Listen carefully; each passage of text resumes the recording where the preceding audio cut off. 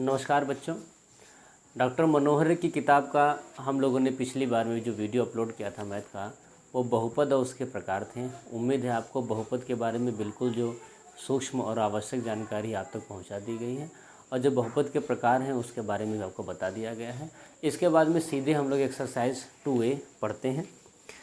Exercise 2A में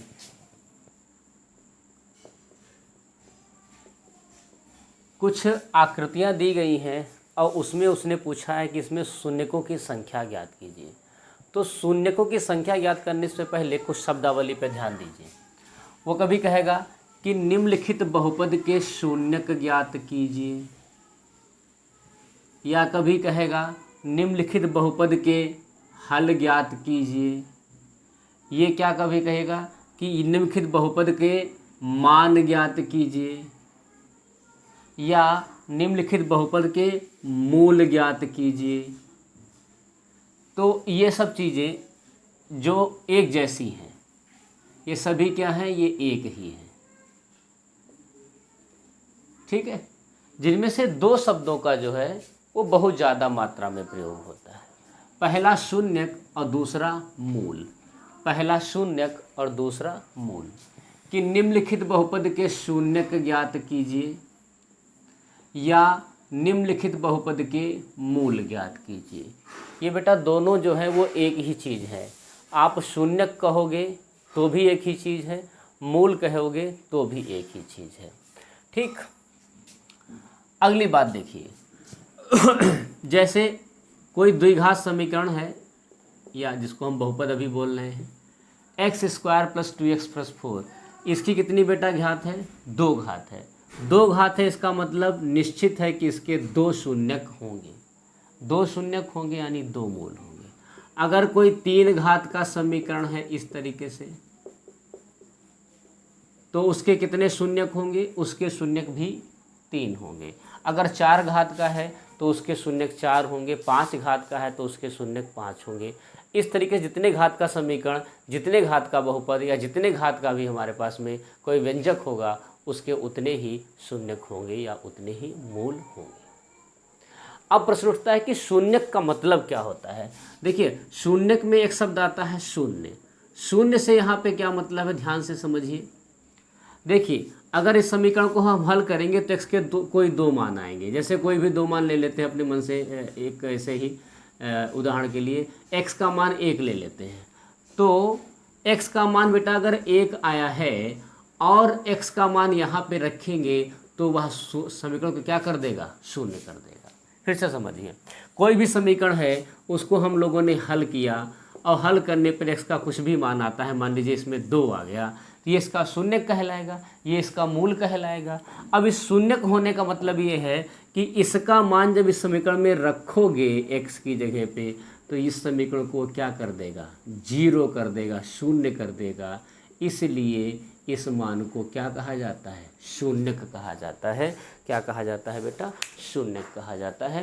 यानी शून्यक या मूल वो मान होते हैं जिसको अगर हम उस बहुपद में रखें तो पूरा बहुपद शून्य हो जाएगा।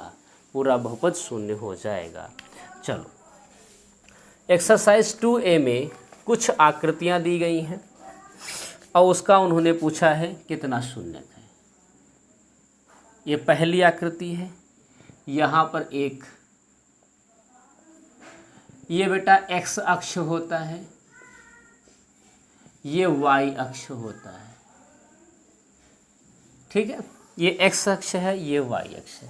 y बराबर fx का मतलब ये होता है कि जो व्यंजक है वो x में है, जो बहुपद है वह x में है।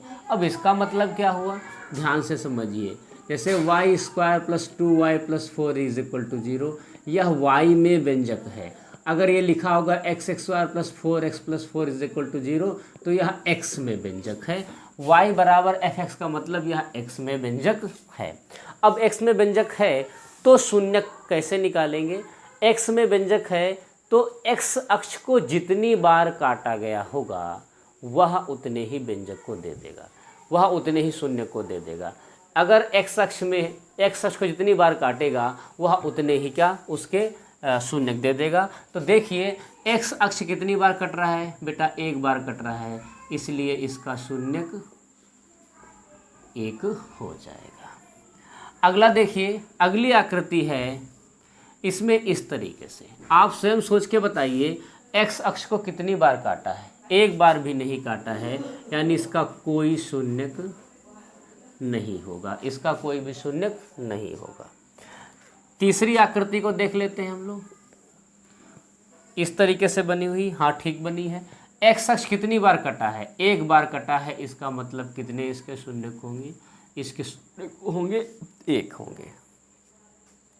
चौथी आकृति को देख लीजिए, अब तो हर प्रकार के सवाल आप लगा लेंगे। ये देखिए कितनी बार x अक्ष को काटा है बेटा, 2 बार काटा है, यानी कितने इसके शून्यक हो जाएंगे, इसके शून्यक भी 2 हो जाएंगे। अगली आकृति देखिए, इस तरीके से निकला है, तो 1 2 और 3 बार काटा है, तो इसके शून्यक हो जाएंगे 3 हो जाएंगे। इसके बाद में इस तरीके से है, अब काटा नहीं है, स्पर्श कर रहा है। ज्यामिति में स्पर्श करना और काटना लगभग दोनों एक ही चीज़ें होती हैं, तो इसके भी शून्य कितने हो जाएंगे, इसके भी शून्य बेटा 2 हो जाएंगे। और इसके बाद में 3 और आकृतियां हैं हालांकि अब आप लोग आसानी से कर सकते हो, लेकिन फिर भी 1 2 3 4 कितने शून्य, 4 हो जाएंगे। इस आकृति को देखिए, ये x अक्ष को 2 जगह काटता है, तो इसके 2 शून्यक हो जाएंगे। इसको देखिए, ये कुछ इस तरीके से है,